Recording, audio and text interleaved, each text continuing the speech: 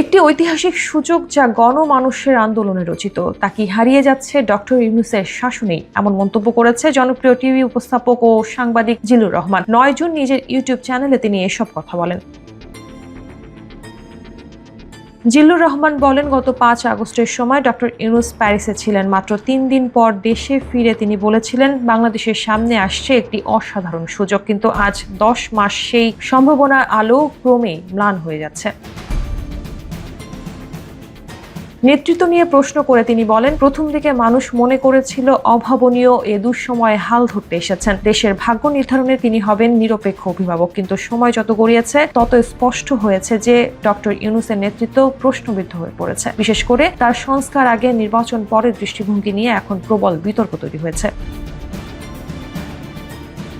তিনি আরো বলেন, একদিকে দেশের বৃহৎ রাজনৈতিক দলগুলো দাবি করছে ডিসেম্বরের মধ্যে নির্বাচন দিতে হবে, অন্যদিকে প্রধান উপদেষ্টা সেই সময়সীমা নিয়ে অনীহা প্রকাশ করছেন। কখনো বলছেন ডিসেম্বর, কখনো বলছেন জুন পর্যন্ত সময় লাগবে। এতে চরম আস্থার সংকট তৈরি হয়েছে শুধু রাজনৈতিক দলগুলোর মধ্যেই নয়, সাধারণ মানুষের মাঝেও।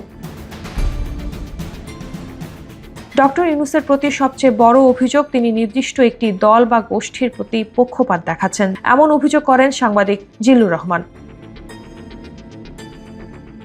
তিনি বলেন, তার উপদেষ্টা পরিষদে এখনো আছেন সেই সব তরুণ নেতারা যারা গত বছরের বৈষম্য বিরোধী ছাত্র আন্দোলনের সঙ্গে যুক্ত ছিলেন এবং পরে এনসিপি নামে একটি রাজনৈতিক দল গঠন করেছেন।